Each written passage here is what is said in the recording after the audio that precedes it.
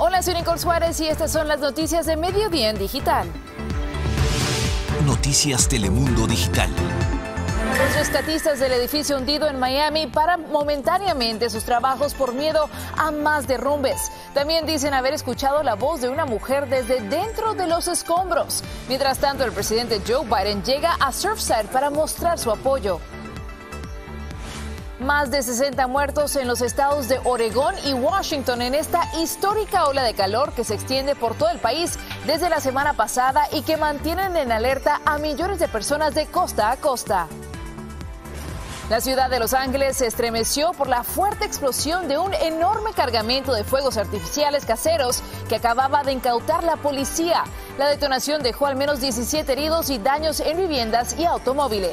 Iniciamos este recorrido por la actualidad con otro día en Surfside, en el sur de la Florida. Allí están hoy el presidente Joe Biden y la primera dama Jill Biden. Han ido para mostrar su apoyo a las familias que han perdido a alguno de los suyos en esta terrible tragedia y a quienes aún esperan que se produzca un verdadero milagro de encontrar a alguien con vida entre los restos del edificio Champlain Towers. También para interesarse por cómo se están llevando a cabo las labores de rescate. Y es que la esperanza, sin duda, es lo último que se pierde, encontrar sobrevivientes entre los escombros, aunque las condiciones y el tiempo que ha pasado desde la tragedia no ayuden mucho en esta situación. Aún así, los rescatistas dicen haber escuchado la voz de una mujer entre los escombros. Pasamos con Cristina Londoño, que está en Surfside, con lo último y con esa voz que se oyó. Buenas tardes, Cristina. Cuéntanos al respecto, por favor. Hola Nicole, muy buenas tardes. Bueno, podríamos llamar esto las crónicas de los escombros, historias trágicas que empiezan a surgir de esta tragedia que ya tiene una semana. Y este fue el relato de rescatistas que llegaron, recién acababa de ocurrir y oyeron una voz desde las ruinas. Vamos a escuchar lo que dijo la portavoz de los bomberos de Miami.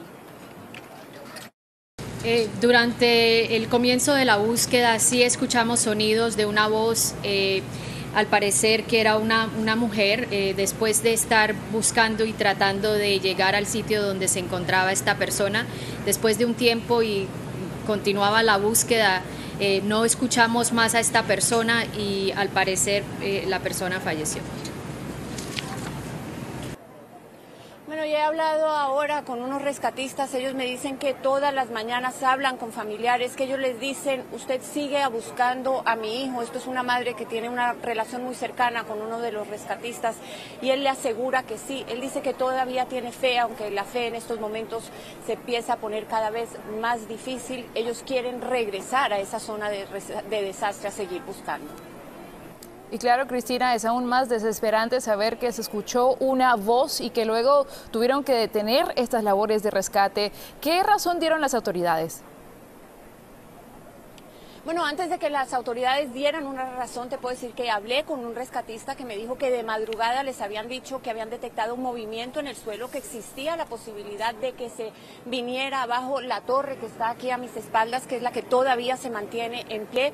Y bueno, horas más tarde las autoridades vinieron y confirmaron que habían tenido que detener esas labores. Escuchemos. En base a las recomendaciones de los ingenieros, tuvimos que suspender temporalmente las operaciones para reevaluar nuestras opciones de cómo podemos continuar estas operaciones de manera segura. Hoy a las 2:11 de la mañana las operaciones fueron suspendidas temporalmente debido a preocupaciones por la estabilidad del edificio. La suspensión de estas operaciones fue basada en varias recomendaciones de ingenieros estructurales. La preocupación evaluadas incluyen 6 a 12 pulgadas de movimiento en una columna grande colgando de la estructura que podría caer causando daños a las columnas de apoyo en el área subterránea del garaje. Además, algo que también es muy preocupante, evidentemente, como acabamos de escuchar, para los rescatistas que están trabajando ahí. Cristina, ¿cómo va a estar el resto del día del presidente Joe Biden hoy en Surfside? Bueno, él viene a hacer una de las labores que más lo caracteriza, es un grande, poniéndose en los zapatos de las familias de las víctimas. Él ha vivido varias tragedias, viene a reunirse con familiares de las víctimas, a decirles que siente su dolor y a darles ese mensaje de fe que a él lo ha sostenido después de haber perdido 2 hijos, a una bebita cuando estaba empezando su carrera política y después a su hijo Beau. Pero él también ha tenido reuniones con políticos republicanos, algunos de sus adversarios más férreos, pero aquí la política a un lado. El gobernador de la Florida, por ejemplo, DeSantis, le dijo gracias por entender la severidad de esta tragedia, gracias porque no permitió que la burocracia se metiera en estas labores de rescate y pusieron definitivamente la política a un lado. Y también en otro encuentro bastante emotivo les dijo a los rescatistas gracias, gracias, gracias. Les dijo que entiende que están poniendo sus vidas en riesgo, que entiende la desesperación que tienen porque saben que el reloj y el tiempo se convierte en el mayor enemigo de la esperanza y de la fe de muchas familias que todavía están esperando, todavía están contando con ellos en medio de estas labores que se han detenido. Pero aquí está el presidente Biden haciendo esa labor que tienen los mandatarios de consolar al país en una de las tragedias más grandes que hemos visto después de la del 11 de septiembre, Nicole. Cristina Londoño, desde Surfside, Florida, muchísimas gracias. Y los socorristas que trabajan sin descanso día y noche intentando encontrar un hilo de vida entre los escombros son más de 800, esos son los que están activos, pero también hay otros como los topos mexicanos con mucha experiencia en este tipo de catástrofes que siguen esperando a que requieran sus servicios. Con ellos pudo hablar Julio Vaquiro. Con la desgracia frente a ellos, a los topos mexicanos solo les ha quedado aguardar. Son días de espera. Sí, yo estoy acostumbrado a esperar. Héctor Méndez es uno de los fundadores del grupo de rescatistas. En el terremoto de México 1985, en medio de la devastación, estos voluntarios salieron a los escombros en busca de vida. Desde entonces, los topos acuden a toda emergencia en cualquier parte del mundo. El trabajo que yo hago, yo creo que soy bueno, porque tengo en esto 36 años. Pero aquí en Florida han pasado 3 días desde que llegaron y las autoridades no les dan acceso a la zona cero. ¿Y qué le dicen? ¿Por qué ahorita no los dejan pasar? Bueno, porque dicen que tienen mucha gente, sí, y pues es lo que estamos esperando, ¿no? Venimos, yo quiero que sepan que venimos a sumarnos. Hoy por la tarde, los bomberos de Miami explicaron sus motivos. No podemos solamente permitir que lleguen personas de otras partes sin entender cuáles son sus credenciales, sin entender claramente cuál es su experiencia. Y por eso es que esto toma tiempo, no es que no los vamos a incorporar. Ayer me preguntaba alguien, oye, tus certificaciones, enséñamelas. Digo, yo soy certificador, yo capacito a la gente. Desde su formación, los topos se han dividido en diferentes grupos. Dentro de Estados Unidos han ayudado en tragedias como la caída de las Torres Gemelas el 11 de septiembre en Nueva York y el huracán Katrina en Nueva Orleans en 2005. Su presencia suele inyectar esperanza después de una desgracia. Así nos lo decían hace unos días familiares de algunos desaparecidos de Surfside. Ayer viene un escuadrón especializado de México, los topos que se encargan de este tipo de siniestros, no los dejaron trabajar durante la noche, no entendemos por qué. ¿Usted tiene esperanza de que ahí haya vida todavía? Pues claro, yo no puedo decir que no hay, yo no puedo decir que no hay, yo soy rescatista, yo soy voluntario, yo vengo a exponer mi vida para ver si hay vida. Y aquí siguen, a la espera del primer llamado para encontrar vida en el colapso. Y también, por supuesto, están ofreciendo un apoyo emocional. Ojalá pronto puedan participar en estas labores de rescate. Vamos a cambiar de tema porque las muertes por el calor extremo que vivimos hace días van subiendo a medida que también lo hacen las altas temperaturas. Fallecimientos relacionados con esta ola de calor que de momento no nos deja. Francisco Fajardo, tú nos tienes más datos. Adelante. ¿Qué tal? Muy buenas tardes. Así es, continúa esta ola de calor con temperaturas realmente muy calientes. Sabemos que en la costa oeste, los estados del norte como Washington y Oregon se han llevado la peor parte con temperaturas que han superado los 3 dígitos en los días pasados y ya hay consecuencias claras. Se habla de por lo menos 60 muertos en medio de esta ola de calor, la mayoría en el estado de Oregon, y lo preocupante es que la oficina del médico forense sigue analizando más casos que podrían haber tenido como causa también las altas temperaturas. Hay un caso muy particular de un trabajador de origen guatemalteco que había empezado a trabajar ahí en el estado de Oregón en un vivero hace poco tiempo, salió a su descanso del mediodía y cuando regresaron sus compañeros ya no lo encontraron, lo buscaron y finalmente encontraron sus restos. Son temperaturas muy preocupantes, sobre todo para la gente que trabaja al aire libre. Por eso sindicatos de trabajadores, sobre todo en Oregón, ya piden condiciones de seguridad más estrictas. Mucha gente se deshidrata, le da golpes de calor y ya hay por lo menos 2 casos de hipertermia muy cerca de Seattle. Gente que murió porque su cuerpo se sobrecalentó. Médicos aseguran que hay que tener mucho cuidado, hay que tomar mucha agua y hay que cuidarse de estas temperaturas calientes que seguirán en los siguientes días. Yo por lo pronto me despido, hay que estar alertas. Claro que sí, Francisco, muchas gracias. Sabemos que el calor extremo mata a más personas que cualquier otro evento relacionado con el clima, así que tenga mucho cuidado. También le cuento que lanzar tortillas contra sus adversarios le ha costado el título de campeones regionales masculinos de básquetbol en su categoría al equipo de secundaria en Coronado, en California. El organismo rector de los deportes en las secundarias del estado se lo quitó porque algunos de sus jugadores arrojaron tortillas al equipo rival con un plantel predominantemente latino el pasado 19 de junio. La principal razón es que los jugadores de Coronado presentaron una conducta denigrante y humillante. Y el actor Bill Cosby estaba durmiendo en su celda de la prisión en la que cumplía 10 años de encierro por abusos sexuales contra una exjugadora de básquetbol cuando recibió la noticia de que estaba libre. La Corte Suprema de Pensilvania había anulado su condena tras dictaminar que fue procesado injustamente porque un fiscal de distrito anterior le había prometido que no sería acusado. Cosby se quedó completamente sorprendido y en medio de vítores de sus compañeros de reclusión, poco después abandonó la cárcel cerca de Filadelfia.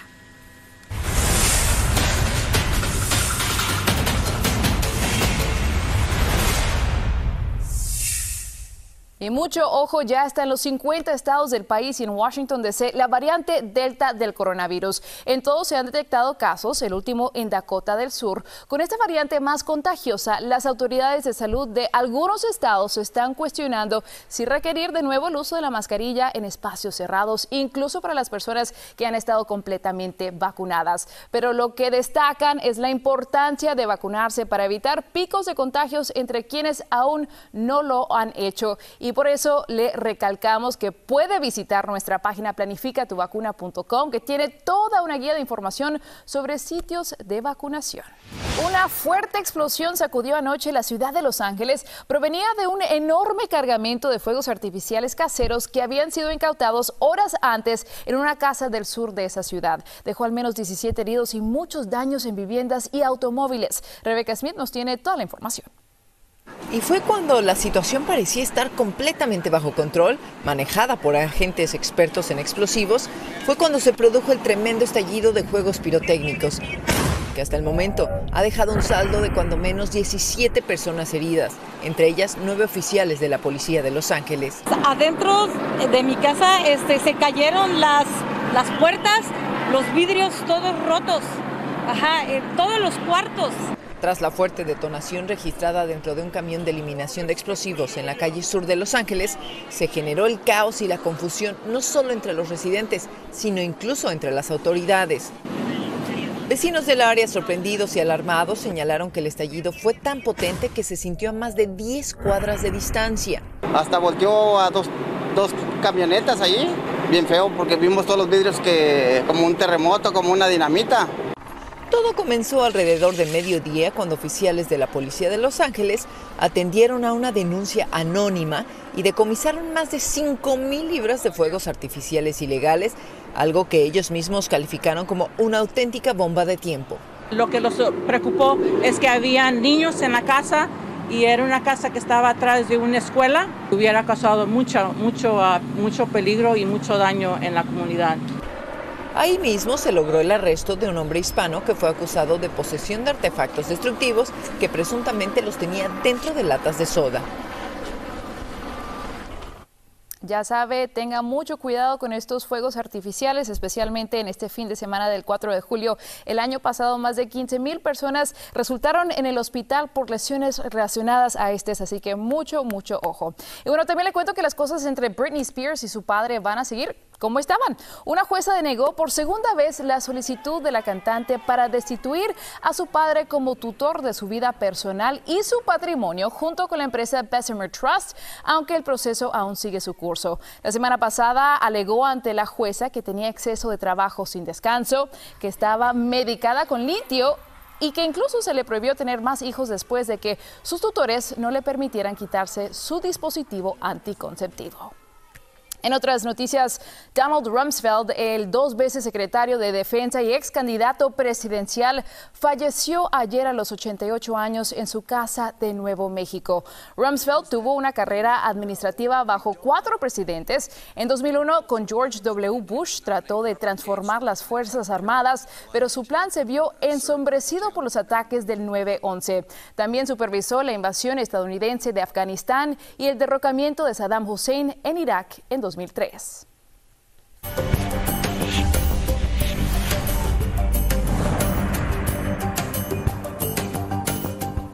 Hoy es jueves de inmigración y nos acompaña la abogada Alma Rosa Nieto. Alma Rosa, muy buenas tardes. Muy buenas tardes.